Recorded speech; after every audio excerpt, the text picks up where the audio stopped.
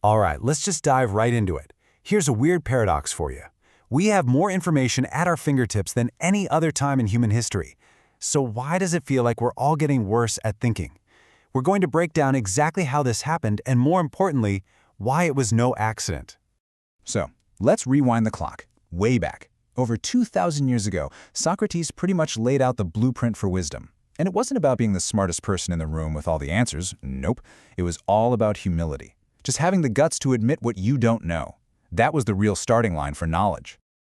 And this really captures the massive shift, doesn't it? Back then, you had Socratic humility, this idea that thinking is actually hard. It's a painful but essential process. And now, well, now we have modern certainty. Everyone's an expert because they saw a headline. Opinions are loud, they're everywhere, and they pretty much replace the hard work of actually thinking things through.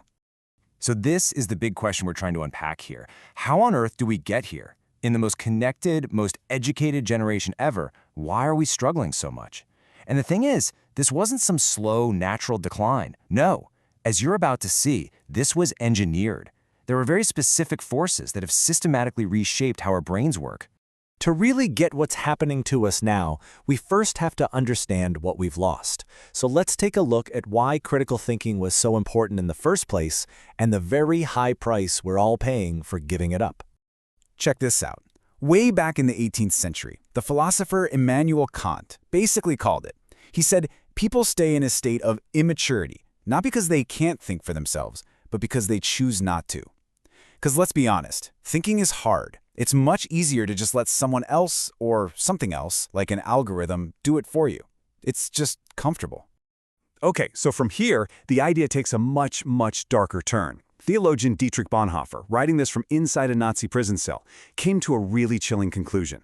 He saw all these smart, educated people around him falling for Nazism, and he realized true stupidity isn't about IQ. It's a moral failure. It's the choice to give up your own judgment and just go along with the crowd.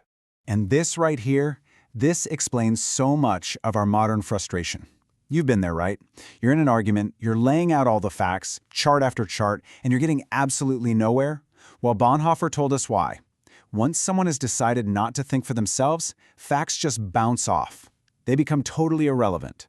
It's not about being wrong anymore. It's about refusing to even play the game. And if you follow that logic, you end up at one of the most terrifying ideas of the 20th century. While studying the Holocaust, the philosopher Hannah Arendt realized something profound. She expected to find monsters, but instead, she often found bureaucrats. She saw that great evil doesn't always need villains with evil plans. Sometimes all it needs is ordinary people who just stop thinking. People who just follow the rules without ever stopping to ask, wait, is this right? And this isn't just philosophy, folks. It has huge, real-world consequences. Just look at this chart. This is a picture of a shared reality collapsing in real time. Back in 1976, almost 3/4 of Americans had a great deal of trust in the media. Today, it's less than a third. How can we possibly solve big problems as a society if we can't even agree on what the basic facts are? Okay, so we've covered the big philosophical why. But now let's get into the how, the nuts and bolts. This next part is all about the mechanics of how our brains, your brain, were deliberately targeted and rewired. And let's start with the hard evidence, which is, well, it's pretty damning.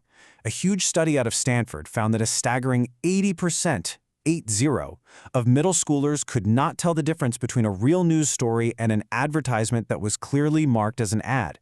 We've thrown an entire generation into the deep end of the internet without teaching them how to swim. Now, the absolute core of this problem is our collapsing ability to just focus.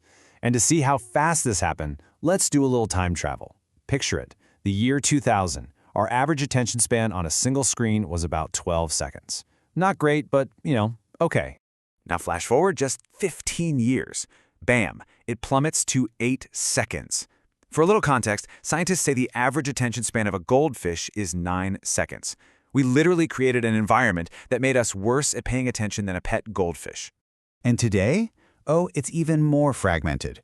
The average office worker gets about 47 seconds of focus on any one thing before ping, an email, a Slack notification, or just that internal urge to check your phone.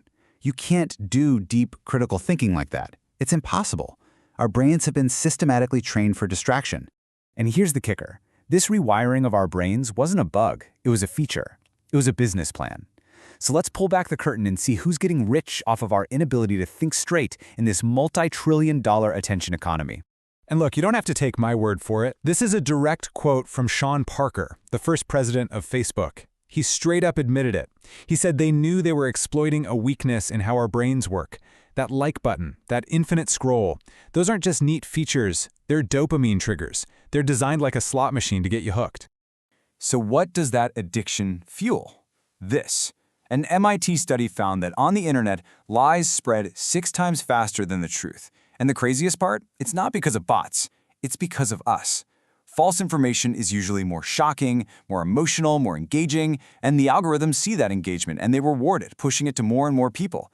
And we're the ones hitting share. And to make it all worse, the system is designed to make sure you never even have to see things that might challenge you. This is what Eli Pariser called the filter bubble. You think you're looking out a window onto the web, but you're actually looking into a mirror. Your feed, your search results, it's all just reflecting what you already believe right back at you.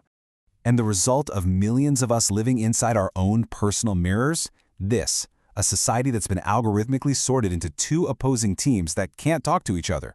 I mean, look at these numbers. We don't just disagree anymore. We live in completely different realities.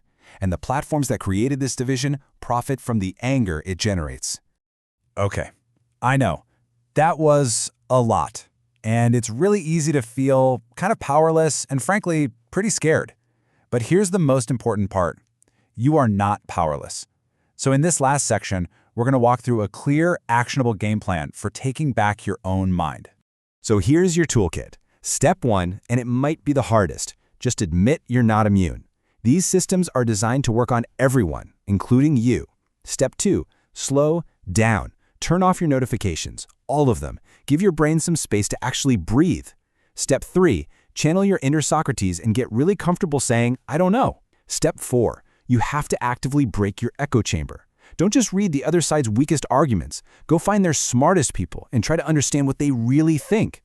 Step 5, become a detective. For everything you read, ask, who's behind this? What's their evidence? And what are they leaving out?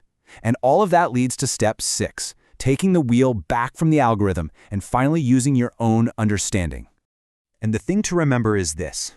This whole situation was engineered, but that means it isn't inevitable. Your brain isn't set in stone. It's plastic. Just like it was rewired for distraction, you have the power to rewire it for deep thought. It's not easy, for sure, but it is absolutely possible. And that brings us full circle, right back to Kant's challenge from the Enlightenment. This is the whole thing in a nutshell.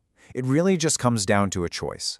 The courage to trust your own mind over the noise of the crowd and the constant pull of the algorithm. You know, Plato had that famous story about prisoners chained in a cave staring at shadows on a wall and thinking it was reality. Well, our cave today is digital, and it's incredibly comfortable. It's customized just for us. But the shadows on the wall are still just shadows. The real world, the world of actual truth and deep thought, is outside. So the only question left is, will you choose to leave?